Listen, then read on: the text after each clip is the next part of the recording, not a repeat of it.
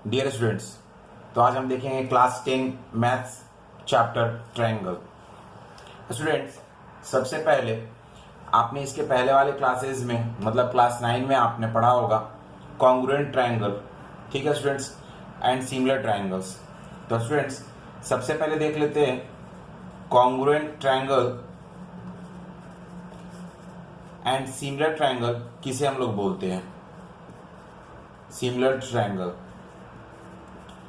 तो स्टूडेंट्स अगर हमने दो ट्रायंगल ऐसे ड्रॉ किया है, ठीक है स्टूडेंट्स, और ये दोनों का दोनों ट्रायंगल 1 और ट्रायंगल 2 बिल्कुल एक दूसरे के ऊपर कोइंसाइड करता है। कोइंसाइड का मतलब उसके जितने भी एजेस हैं एक दूसरे से मैच करते हैं, कुछ इस तरीके से। देखिए जैसे मेरा हाथ का सारे एजेस मैच कर रहे हैं, तो इसको हम लोग बोलते हैं स्टूडेंट्स कोइंसाइड करना, ठीक है। ओवरलैप करना एक अलग चीज हो गया। ओवरलैप में अगर हम ऐसे लिख कर दूं मैं, तो देखिए अगर मैं ऐसे दिखाऊं तो मेरा नीचे का हाथ नहीं दिख रहा, मेरे नीचे का पाम नहीं दिख रहा, ऊपर से क्या ओवरलैप हो चुका है, ठीक है। लेकिन ये कोइंसाइड नहीं हुआ। कोइंसाइड का मतलब देखिए बिल्कुल उसके सारे एजेस एक दूसरे से मिलने चाहिए, ठीक है। सिमिलर ट्रायंगल्स का स्टूडेंट्स मतलब है कि दो ट्रायंगल्स एक बड़ा हो या एक छोटा हो, ठीक है। यहां पर मैं 1 और 2, ये दोनों के साइड सेम नहीं है, लेकिन इन दोनों के एंगल सेम है। अगर जैसे कि एग्जांपल के लिए अगर मैं 50 डिग्री ये ले रहा हूं तो ये भी 50 डिग्री है। अगर मैं इसे 60 डिग्री ले रहा हूं तो ये भी 60 डिग्री है, और इसे मैं अगर 70 डिग्री ले रहा हूं तो ये भी 70 डिग्री है। तो साइड्स सारे डिफरेंट है दोनों के, लेकिन दोनों के एंगल्स सारे इक्वल है। तो ऐसे ट्रायंगल को हम लोग सिमिलर ट्रायंगल बोलते हैं, ठीक है स्टूडेंट्स। अब स्टूडेंट्स अगर दो ट्रायंगल सिमिलर है तो देखिए दो कंडीशंस होगा, ठीक है। क्लास 10 में हम लोग इस टॉपिक ट्रायंगल्स में सिमिलर ट्रायंगल को ही लेकर डिस्कस करेंगे। कॉन्ग्रुएंट ट्रायंगल तो आपका पिछले क्लास 9 में हो चुका है। तो देखिए स्टूडेंट्स, यहाँ पर दो क्राइटेरिया आता है। फर्स्ट, अगर किसी दो ट्रायंगल को सिमिलर करना है तो दो क्राइटेरिया क्या है। फर्स्ट है angle should be equal, angles should be equal, मतलब इसके तीन एंगल सारे इक्वल होने चाहिए। और स्टूडेंट सेकंड है साइड्स शुड बी प्रोपोर्शनल, ठीक है स्टूडेंट्स। अब स्टूडेंट्स ये साइड शुड बी प्रोपोर्शनल, ये तो आपको अच्छे से समझ में आ रहा है, लेकिन ये इसका मतलब क्या है, साइड शुड बी प्रोपोर्शनल।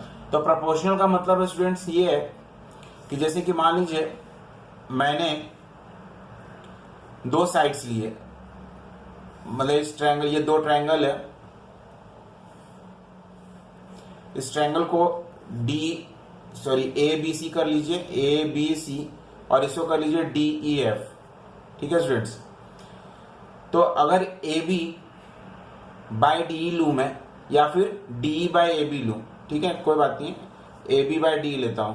तो ए बी बाई डी, इसका जितना प्रोपोर्शन होगा, मतलब इसका जितना रेशियो होगा, वही रेशियो में कोई भी दूसरा साइड ले लूं।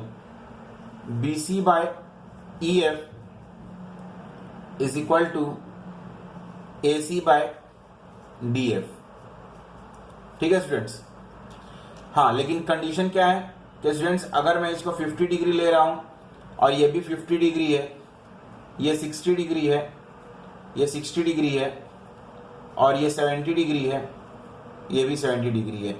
तो देखिए 50 to 60 वाले को मैंने ए बी लिया है, तो यहाँ 50 to 60 वाले डिग्री को मैंने डी ई लिया है। देखिए उसी तरह का मैंने रेशियो बनाया है।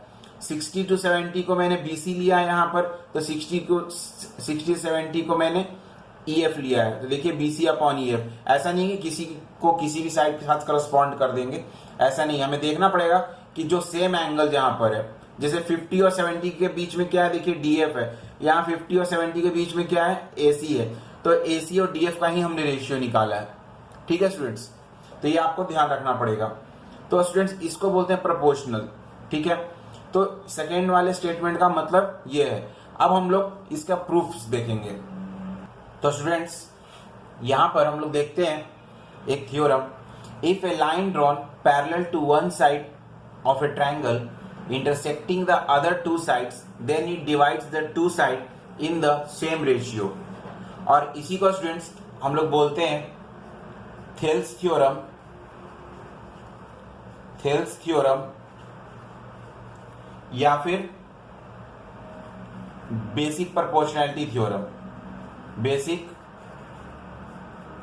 प्रोपोर्शनैलिटी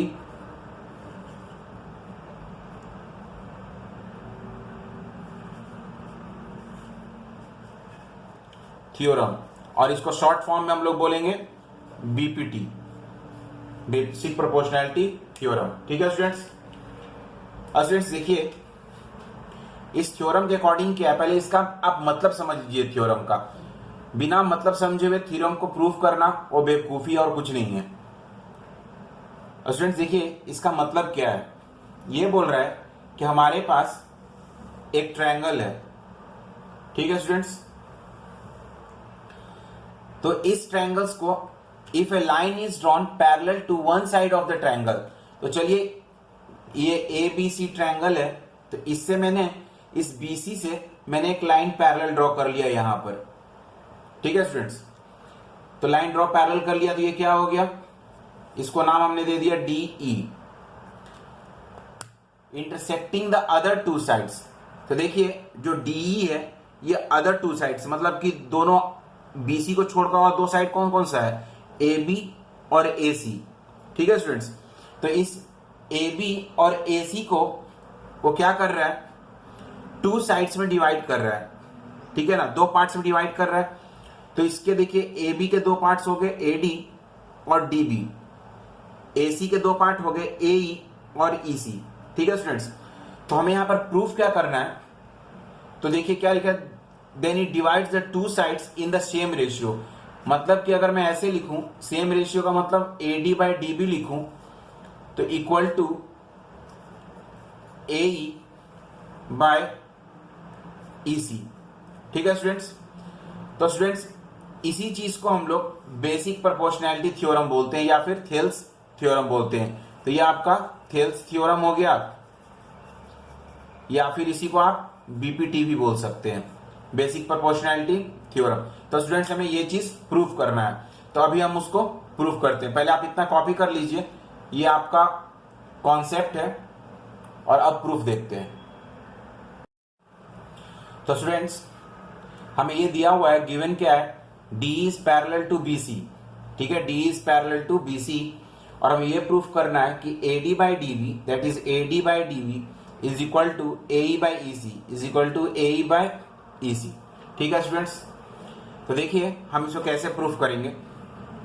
और स्टूडेंट्स सबसे पहले एक यहां पर आप AE से, इस AE को बेस लेकर एक परपेंडिकुलर D पर ड्रॉ कीजिए ऐसे, ठीक है।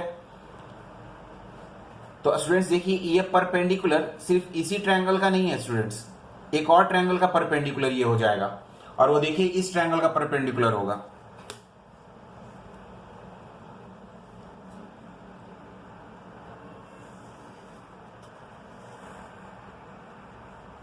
ठीक है स्टूडेंट्स, आपको दिख रहा है।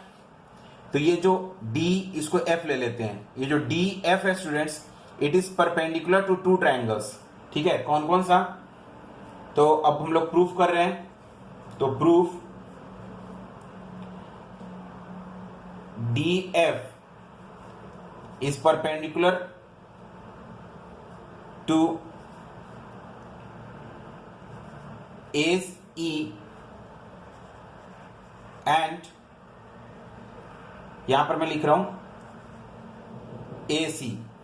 तो देखिए ये DF AE पर भी परपेंडिकुलर है, और ये DF AC पर भी परपेंडिकुलर है, ठीक है स्टूडेंट्स, दोनों पर ये परपेंडिकुलर ड्रॉ किए हैं, ठीक है स्टूडेंट्स। तो अब हम क्या करेंगे स्टूडेंट्स, हम दो ट्रायंगल लेंगे, ठीक है। एक ये वाला ट्रायंगल लेंगे हम, ये वाला ट्रायंगल ADE, तो एरिया, तो और इस वाले ट्रायंगल का एरिया और इस बड़े वाले ट्रायंगल का एरिया, बड़े वाला ट्रायंगल कौन सा, ADC, इस दोनों के एरिया को हम एक दूसरे से डिवाइड कर देंगे, मतलब इन दोनों का हम रेशियो निकाल देंगे। देखिए कुछ ऐसे, एरिया ऑफ ट्रायंगल ADE, तो ये छोटा वाला ट्रायंगल हो गया, bye area of triangle ADC, ये बड़ा वाला ट्रायंगल हो गया ADC। ठीक है स्टूडेंट्स, तो देखिए इसका एरिया कितना हो जाएगा, ऊपर वाले ट्रायंगल का ADE का हाफ इंटू बेस। अब बेस का काम कौन करेगा ADE के लिए, AE, तो AE, ठीक है, और मल्टीप्लाइड बाय हाइट, हाइट क्या हो गया DF या एल्टीट्यूड बोलिए, divided by half into AC, ADC के लिए, ADC के लिए बेस का काम AC करेगा, और DF। ठीक है स्टूडेंट्स, अब आपको क्या करना है, देखिए इन दोनों को कैंसल आउट ऐसे कीजिए, तो ये DF और ये DF। तो स्टूडेंट्स देखिए, अगर एरिया को मैं शॉर्ट फॉर्म में ऐसे लिखूं, area of triangle ADE by area of triangle ADC is equal to AE by AC। ठीक है स्टूडेंट्स, इतना समझ में आ गया आपको। स्टूडेंट्स एक काम करते हैं, इस ADC में देखिए दो ट्रायंगल है। ठीक है स्टूडेंट्स, इस ADC में दो ट्रायंगल है। दो ट्रायंगल कौन कौन सा है, एक ADE है और दूसरा ट्रायंगल DCE है। ठीक है स्टूडेंट्स, फिर से देखिए, इस बड़े वाले ट्रायंगल में ADC में दो ट्रायंगल है, एक ADE है और दूसरा ट्रायंगल DCE बोलिए या फिर EDC बोलिए। ठीक है स्टूडेंट्स, तो इसको मैं दो ट्रायंगल करके लिख देता हूं, क्योंकि ये देखिए आपको बाद में ये काम देने वाला है। ADE by area of triangle ADE plus area of triangle, आप EDC लिखिए चाहे DEC लिखिए, कोई प्रॉब्लम नहीं है, DCE लिखिए। एरिया ऑफ ट्रायंगल मैं इसको यहां से ले रहा हूं तो मैं EDC कर दे रहा हूं, EDC। ठीक है स्टूडेंट्स, और ये कितना इक्वल हो जाएगा, AE अपॉन AC। ठीक है स्टूडेंट्स, अब स्टूडेंट्स हम लोग सेम काम इधर एल्टीट्यूड लेकर करेंगे, इस ये AB वाले साइड पर एल्टीट्यूड लेकर करेंगे। जैसे देखिए यहां पर, ये देखिए इस तरह से मैं एल्टीट्यूड ले रहा हूं। ठीक है, आप कंफ्यूज मत होइए, अगर आपको कंफ्यूजन है तो आप एक काम कर सकते हैं, इस वाले को हम इरेज कर देते हैं, हल्का सा उसका सिर्फ एक शेड रहने देते हैं ताकि हमें पता चले कि हमने वहां पे कुछ किया था। ठीक है, अब इसको इस तरह से मिला देते हैं। ठीक है स्टूडेंट्स, अब हम फिर से वापस इस वाले ट्रायंगल को लेते हैं, AED। ठीक है स्टूडेंट्स, तो आप AED लिखिए या ADE लिखिए, बात तो एक ही है। ठीक है, तो हम इसको ADE लिखते हैं। अब स्टूडेंट्स हम दूसरे ट्रायंगल की बात अब कर रहे हैं, तो मैं यहां से लाइन ड्रॉ कर ले रहा हूं। ठीक है, तो अब एरिया ऑफ ट्रायंगल ADE, अब स्टूडेंट्स मैं इस ट्रायंगल की बात कर रहा हूं, अपॉन एरिया ऑफ ट्रायंगल, बड़ा वाला ट्रायंगल लीजिए AEB, AEB। ठीक है स्टूडेंट्स, सिमिलरली जैसे मैंने यहां पर AE बाय AC लिखा है, यहां पर मैं लिख सकता हूं AD बाय AB। ठीक है स्टूडेंट्स, तो यहां पर आप सिमिलरली ले लीजिए, यहां पर मैं लिख दे रहा हूं सिमिलरली। तो स्टूडेंट सिमिलरली हम लोग क्या लिख सकते हैं, area of triangle ADE by area of triangle ABE। जैसे मैंने यहां पे हमने लिखा है उसी तरीके से यहां पर भी लिख सकते हैं, तो AD अपॉन AB। ठीक है स्टूडेंट्स, और स्टूडेंट्स इसको आप क्या लिख लीजिएगा, सिमिलरली। ठीक है, सिमिलरली। तो स्टूडेंट्स ये वापस आपको इतना करने का जरूरत नहीं है। इसको स्टूडेंट्स आप एक और ऐसे भी लिख सकते हैं, इस तरीके से भी, area of triangle ADE by area of triangle A D E plus A B E को क्या लिख सकते हैं, देखिए तो ए बी ई को क्या लिख सकते हैं, area of triangle A D E plus E D B, triangle E D B लिख सकते हैं स्टूडेंट्स, और ये हो जाएगा A D upon A B. ठीक है स्टूडेंट्स, इतना हमने लिख लिया। देखिए ये हमारा इक्वेशन 1 हो गया, ये हमारा इक्वेशन 2 हो गया। स्टूडेंट्स देखिए यहां पर अब इक्वेशन 1 और इक्वेशन 2 को हम इक्वल कर सकते हैं, लेकिन बीच में देखिए एक चीज हमने प्रूफ अभी तक नहीं किया है, जिसके कारण हम इसको इक्वल नहीं कर पा रहे हैं। यहां पर देखिए क्या है, ट्रायंगल एडी, देखिए यहां पर भी ट्रायंगल एडी है, यहां पर ट्रायंगल एडी है, यहां पर भी ट्रायंगल एडी है, लेकिन स्टूडेंट्स यहां पर ट्रायंगल ईडीसी है और यहां पर ट्रायंगल क्या है, ईडीबी। तो स्टूडेंट्स हमें सबसे पहले इन दो ट्रायंगल्स को, ये वाले ट्रायंगल को ईडीबी को और हमें ट्रायंगल ईडीसी को इक्वल करना पड़ेगा। ठीक है स्टूडेंट्स, तो पहले हम इन दोनों ट्रायंगल को इक्वल कर लेते हैं। ठीक है, तो स्टूडेंट्स हमें यहां पर ये प्रूफ करना है, triangle EDB is equal to area of triangle EDB is equal to area of triangle EDC, क्योंकि यही एक बीच का प्रॉब्लम है जो इन पूरे इक्वेशन को इक्वल होने से रोक रहा है, इन दोनों इक्वेशन को। ठीक है स्टूडेंट्स, तो देखिए इनको मैं कैसे इक्वल करता हूं अभी, ये दोनों ट्रायंगल्स को। स्टूडेंट्स देखिए अगर मैं देखें हम लोग ईडीबी को, तो ईडीबी के लिए ऊपर से देखिए स्टूडेंट्स, नीचे से मत देखिएगा, ऊपर से देखिए। ठीक है ना, ये वाला कॉमन, ये वाला बेस है, डीई बेस है, डीई बेस के ऊपर ये ट्रायंगल ईडीबी खड़ा है। ठीक है स्टूडेंट्स, और उसी तरह से ट्रायंगल ईडीसीबी, तो ईडीसीबी ये वाले बेस के ऊपर खड़ा है स्टूडेंट्स। ठीक है, आपको समझ में आ रहा है, तो ईडीसी किस बेस पे खड़ा है, डी पे खड़ा है, और हमें मालूम है कि DE is parallel to BC, ये चीज हमें मालूम है कि DE is parallel to BC.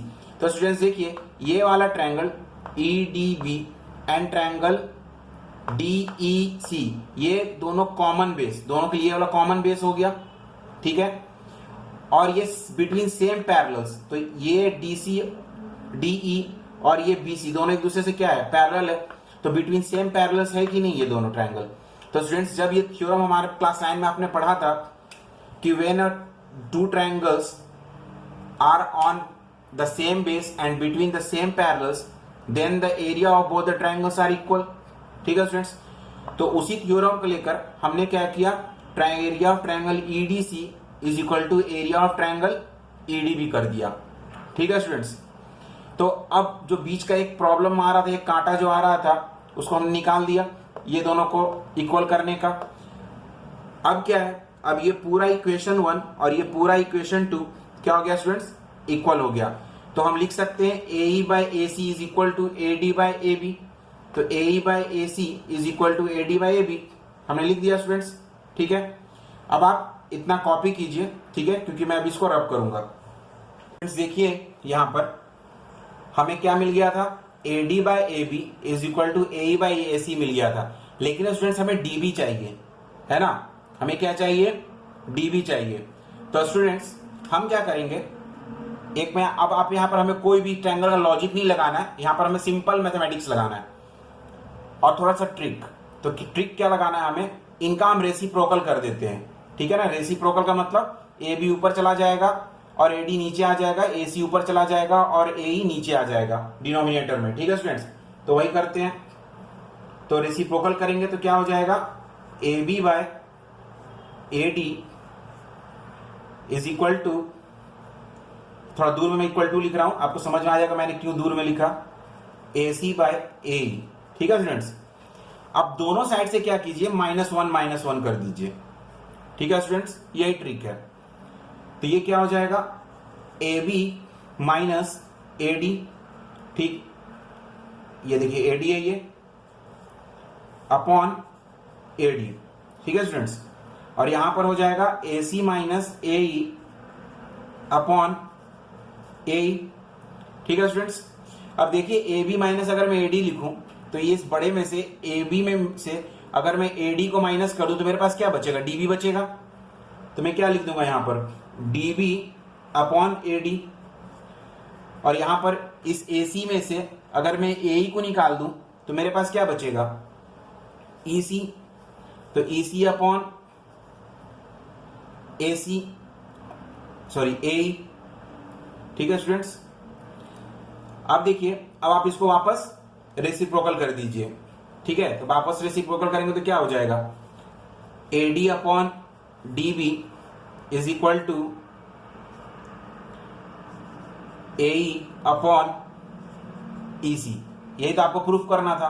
देखिए, ए ई अपॉन ई सी, यही तो प्रूफ करना था, हेंस प्रूफ। और स्टूडेंट्स, ये थ्योरम हमने प्रूफ कर दिया और इसी को हम लोग क्या बोलते हैं, बीपीटी बोलते हैं, बेसिक प्रोपोर्शनैलिटी थ्योरम या थेल्स थ्योरम।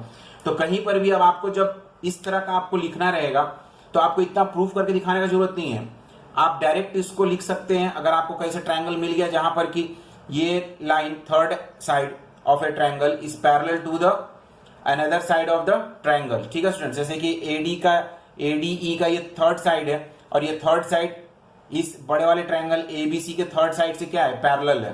ठीक है स्टूडेंट्स, तो जहां पर भी आपको ऐसा कंडीशन मिल जाएगा आप वहां पर AD by DB is equal to A by E C लिख सकते हैं। या स्टूडेंट्स आप ये भी लिख सकते हैं, ये देखिए, ये जो हमने निकाला था ना, A D by A B is equal to A by A C भी आप लिख सकते हैं। ठीक है स्टूडेंट्स, ये दोनों रिजल्ट देखिए हमें मिला है, ये दो रिजल्ट हमें मिल गया है। और आप सिर्फ रीजन में साइड में ब्रैकेट में क्या कर दीजिएगा, ऐसे बीपीटी लिख दीजिएगा। ठीक है ना, आपको पूरे मार्क्स अवॉर्ड कर दिए जाएंगे। ठीक है, तो स्टूडेंट्स आप इसको अच्छे से अब आप रिवाइज कीजिए, 2-3 बार 4 बार प्रैक्टिस कीजिए और इसके ऊपर आप कमांड कीजिए। ठीक है स्टूडेंट्स, देखिए स्टूडेंट्स, यहां पर हमारे पास एक थ्योरम है जिसे हम कॉन्वर्स ऑफ बीपीटी बोलते हैं। बीपीटी में हमने क्या मालूम था कि ये ट्रायंगल्स में D is parallel to B C, तो हम क्या बोलते थे वहां पर बीपीटी में, A D by D B is equal to A by E C. लेकिन स्टूडेंट्स कॉन्वर्स, यहाँ पर कॉन्वर्स का मतलब हो गया कि हमें ये चीज दिया हुआ है कि A D by D B is equal to A by E C, ये हमें दिया हुआ है और हमें प्रूफ क्या करना है कि D E is parallel to B C. ठीक है स्टूडेंट्स, इसे हम कॉन्वर्स बोल रहे हैं। तो देखिए इसे प्रूफ करना है, कैसे प्रूफ करते हैं। तो स्टूडेंट्स हम यहां पर कॉन्ट्रोवर्सी लेंगे, ठीक है ना। तो कॉन्ट्रोवर्सी क्या लेंगे कि हम मान के चलते हैं कि D is parallel not parallel to BC. ठीक है, उन्होंने बोला है क्या, D is parallel to BC. इसके अकॉर्डिंग, बीपीटी के अकॉर्डिंग हमें मालूम है कि D is parallel to BC, लेकिन हम क्या बोलेंगे कि नहीं, D is not parallel to BC. तो इसका मतलब कोई तो एक ऐसा लाइन होगा ना जो डी पॉइंट से निकलेगा और बीसी से पैरेलल होगा। अगर ये डी पैरेलल नहीं है तो कोई तो लाइन होगा ना जो पैरेलल होगा। ठीक है, तो चलिए मान लेते हैं ये पॉइंट एफ को, कि ये जो डी एफ लाइन हम ज्वाइन कर रहे हैं, ठीक है, तो जो डी एफ लाइन हम ज्वाइन कर रहे हैं स्टूडेंट्स, ये क्या है, ये पैरेलल है। ठीक है, किससे, बीसी से। देखने में तो नहीं लग रहा ये पैरेलल है, लेकिन हमने मान लिया कि भाई डी अगर पैरेलल नहीं तो डी एफ पैरेलल है। ठीक है स्टूडेंट्स, तो D F is parallel to BC. तो यहां पर लिख देते हैं, by construction DF is parallel to BC। ठीक है स्टूडेंट्स, तो अगर DF is parallel to BC, so by BPT theorem क्या होगा, बाय बीपीटी, तो बाय बीपीटी हो जाएगा AD by DB is equal to AF by FC। BPT से हमने पहले, इसके पहले थ्योरम यही पढ़ा है। ठीक है स्टूडेंट्स, लेकिन देखिए हमें ये गिवन है, हमें गिवन ये चीज दिया हुआ है, बट, तो हम यहां क्या लिखेंगे, but AD by DB is equal to AE by EC, और ये हमें गिवन है। ठीक है स्टूडेंट्स, ये हमें गिवन है। तो देखिए स्टूडेंट्स, इसको इक्वेशन 1 ले लीजिए और इसको इक्वेशन 2 ले लीजिए। तो AD बाय DB है यहां पर भी AD बाय DB है, तो AF बाय FC है, यहां पर AE बाय EC है। तो हम क्या लिखेंगे, देयरफॉर, ठीक है, फ्रॉम 1 and 2 क्या हो जाएगा स्टूडेंट्स, देखिए AF by FC is equal to AE by EC। ठीक है स्टूडेंट्स, यहां पर क्या करते हैं, थोड़ा एक ट्रिक लगाते हैं। ट्रिक लगाने में थोड़ा मुझे स्पेस बनाना पड़ेगा, तो ये स्पेस यहां मैं इक्वल टू बीच में लिख रहा हूं और यहां पे फिर वापस में लिख रहा हूं AE/EC। ठीक है स्टूडेंट्स, तो यहां पर मुझे क्या करना है, यहां पर 1 ऐड कर देना है, यहां पर भी हमें 1 ऐड कर देना है। ठीक है, तो देखिए हम क्या बन जाएगा, ये बन जाएगा AF plus FC by FC equal to AE plus EC by EC। ठीक है स्टूडेंट्स, अब स्टूडेंट्स देखिए ये क्या बन जाएगा, मैं यहां पर लिख रहा हूं, ठीक है ना, इसके बाद मैं यहां लिख रहा हूं AF प्लस FC क्या हो जाएगा, AC हो जाएगा स्टूडेंट्स, और यहां पे नीचे में FC हो जाएगा। उसके बाद देखिए ये AE प्लस EC ये भी AC हो जाएगा अपॉन EC हो जाएगा। तो स्टूडेंट्स देखिए AC कैंसिल हो जाएगा ऊपर से, तो हमारे पास क्या मिल जाएगा यहां से, FC is equal to EC। तो स्टूडेंट्स देखिए C तो कॉमन पॉइंट है दोनों के लिए और F और E डिफरेंट है।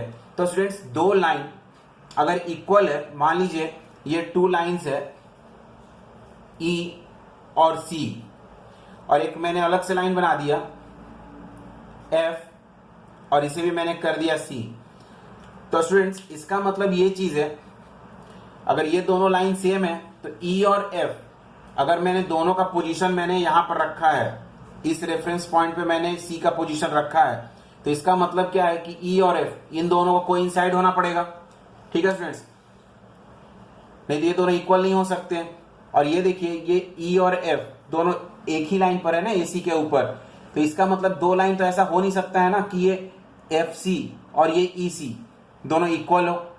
ये पॉसिबल है स्टूडेंट्स कि ये FC और EC दोनों इक्वल हो, ये तभी पॉसिबल है जब E और F दोनों सेम पॉइंट हो।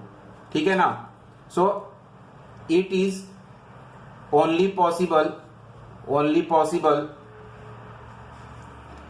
if F coincide E। ठीक है स्टूडेंट्स, तो ये कब पॉसिबल है, जब F E के साथ कोइंसाइड करेगा, मतलब कि दोनों पॉइंट एक दूसरे के ऊपर रहेगा, तभी ये पॉसिबल है, वरना ये पॉसिबल नहीं है। ठीक है स्टूडेंट्स,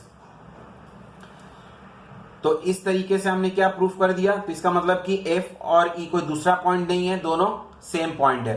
तो इस तरीके से हमने ये क्या प्रूफ कर दिया कि AD/DB is equal to AE/EC तभी हो सकता है when D is parallel to BC। Students इस पीरियड में बस इतना ही।